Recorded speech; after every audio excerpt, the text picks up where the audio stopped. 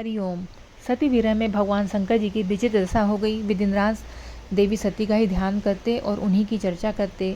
देवी सती ने भी देह त्याग करते समय यही संकल्प किया था कि मैं पर्वतराज हिमालय के यहाँ जन्म ग्रहण कर फिर से शंकर जी की अर्धांगिनी बनूं। भला जगदम्बा का संकल्प कहीं अन्यथा हो सकता है। वे काल पाकर हिमालय पत्नी मैना के गर्भ में प्रविष्ट हुई। यथा समय उनकी कोख से प्रकट हुई। पर्वतराज की पुत्री होने के कारण वे पार्वती कहलाई। जब वे कुछ सयानी हुई तो उनके माता पिता को उनके अनुरूप वर तलाश करने की फिक्र पड़ी। एक दिन अकस्मात देवर्षि नारद पर्वतराज के भवन में आ पहुँचे और कन्या को देखकर कहने लगे कि इसका विवाह शंकर जी के साथ होना चाहिए, वही इसके योग्य हैं। यह जानकर कि साक्षात जगन माता सती ही उनके यहाँ प्रकट हुई हैं। पार्वती के माता पिता के आनंद का ठिकाना न रहा। वे मनी मन अपने भाग्य की सराहना करने लगे। एक दिन अकस्मात शंकर जी सती विरह में व्याकुल घूमते घामते उसी प्रदेश में जा पहुँचे और पास ही गंगा उतरण स्थान में तपस्या करने लगे। हिमालय को जब इस बात का पता लगा तो वे अपनी पुत्री को साथ लेकर शिव जी के पास पहुँचे। अनुनय विनय पूर्वक अपनी पुत्री को सेवा में ग्रहण करने की प्रार्थना की। शिव जी पहले तो उनकी सेवा स्वीकार करने में आनाकानी किए, किंतु पार्वती की अनुपम भक्ति देखकर उनका आग्रह न टाल सके। अब तो पार्वती जी प्रतिदिन अपनी सखियों को लेकर शंकर जी की सेवा में उपस्थित होने लगीं। वे उनके बैठने का स्थान झाड़ बुहार कर साफ कर देती ताकि उन्हें किसी प्रकार का कष्ट ना हो। इस बात का वो हमेशा ध्यान रखती। वे नित्य प्रति उनके चरण धोकर चरणोदक ग्रहण करती, षोडशोपचार से उनकी पूजा करती। इस प्रकार पार्वती जी को भगवान शंकर की सेवा करते हुए बहुत लंबा समय व्यतीत हो गया, किंतु त्रिभुवन सुंदरी पूर्ण यौना बाला पार्वती से इस प्रकार एकांत में सेवा लेते रहने पर भी शंकर जी के मन में कभी विकार उत्पन्न नहीं हुआ। वे सदा आत्मस्मरण करते हुए समाधि में निश्चल रहते। इधर देवताओं को तारक नाम का असुर बड़ा कष्ट देने लगा। यह जानकर कि शिव जी के पुत्र से ही उसकी मृत्यु हो सकती है, वे शिव पार्वती का विवाह कराने की चेष्टा करने लगे। उन्होंने शिव जी को पार्वती के प्रति अनुरक्त करने हेतु कामदेव जी को सिखा पढ़ाकर उनके पास भेजा, किंतु पुष्पा युद्ध का पुष्प बाण भी शंकर जी के मन को विक्षुब्ध न कर सका। उल्टे वह उनकी क्रोधाग्नि से भस्म हो गया। शंकर जी भी वहाँ अधिक रहना अपनी तपश्चर्या के लिए अंतराय रूप समझ कैलाश की ओर चल दिए।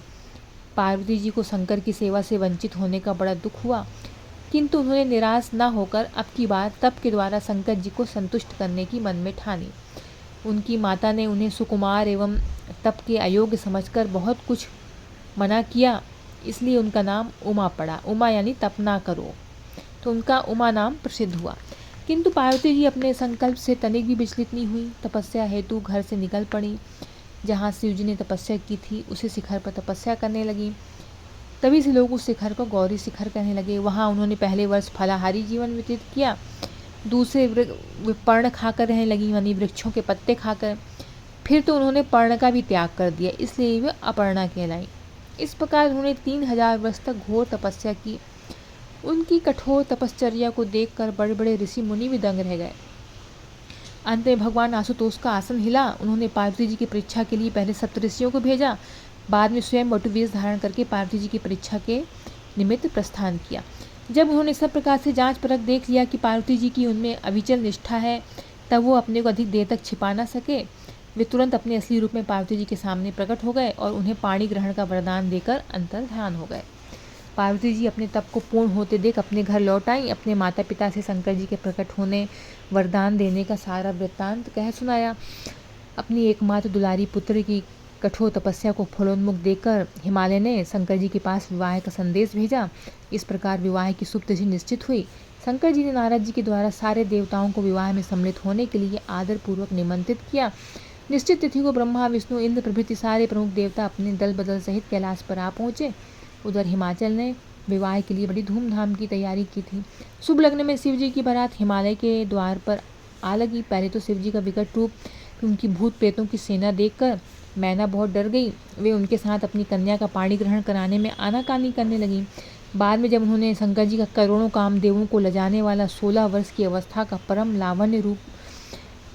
लावण्यमय रूप देखा तो देह गेह की सुधि भूल गई। उन्होंने शंकर पर अपनी कन्या के साथ ही अपनी आत्मा को भी न्यौछावर कर दिया। हर गौरी का शुभ विवाह आनंद पूर्वक संपन्न हुआ था। हिमाचल ने बड़े चाव से कन्यादान किया। भगवान विष्णु, अन्यान्य देव और देव रमणियों ने नाना प्रकार के उपहार भेंट किए। ब्रह्मा जी ने वेदोक्त रीति से विवाह करवाया। फिर सब लोग अमित उत्साह से भरे अपने अपने स्थानों को लौट गए। तो यहाँ पे माता पार्वती ने कठिन तपस्या की थी, 3000 वर्ष तक तपस्या की थी और उनकी माता ने तपस्या करने से मना किया था, इसलिए उनका नाम, उन्होंने कहा था तप ना करो, तो इसलिए उनका नाम उमा पड़ा।